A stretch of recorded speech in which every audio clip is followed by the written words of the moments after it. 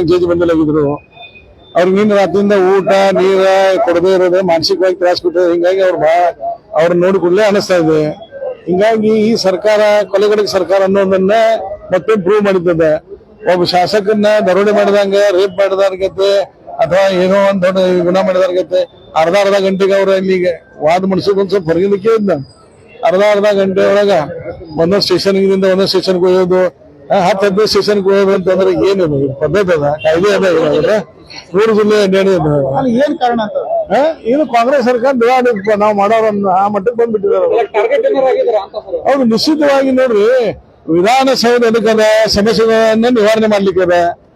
ಅಲ್ಲಿ ವಿಧಾನಸೌಧ ಕರ್ನಾಟಕ ಜನರಿಗೆ ರಕ್ಷಣೆ ಕೊಡೋದದ, ಅಲ್ಲೇ ಶಾಸಕರ ರಕ್ಷಣೆ ಇಲ್ಲಾಗಿದ್ದದ.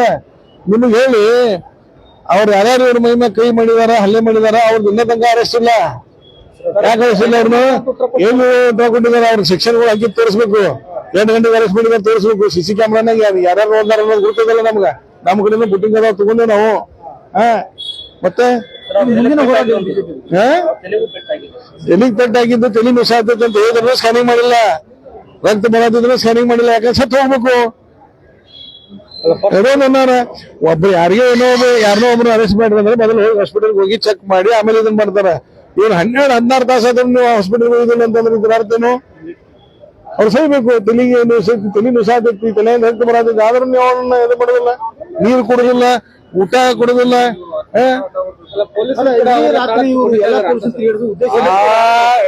ಜಿಲ್ಲೆಯ ಉನ್ನತ ಮಟ್ಟದ ಅಧಿಕಾರಿಗಳು ಅದಾರ. ಈಗ ಕೆಳಗಿನ ಅಧಿಕಾರಿಗಳು, ಮಗಿನ ಜಿಲ್ಲೆದ ಉನ್ನತ ಮಟ್ಟದ IPS ಅಧಿಕಾರಿಗಳು ಮತ್ತೆ ರಾಜ್ಯದ IPS ಅಧಿಕಾರಿಗಳು ಕಾಯ್ದೆ ಪ್ರಕಾರ ಕೆಲಸ ಮಾಡ್ಬೇಕಾಗ್ತದ. ಮತ್ ನಾನು ಕೇಂದ್ರ ಸರ್ಕಾರ ಆಗ್ರಹ ಮಾಡ್ತೀನಿ, ಯಾವ ಅಧಿಕಾರಿಗಳು ತಪ್ಪು ಮಾಡಿದ್ರೆ ಕೇಂದ್ರ ಸರ್ಕಾರ ವ್ಯಾಪ್ತಿಯಾಗಿ ಇವ್ರು ಬರ್ತಿದ್ರೆ ಇವ್ರ ಮೇಲೆ ನಿಶ್ಚಿತವಾಗಿ ಕ್ರಮ ಆಗಬೇಕು.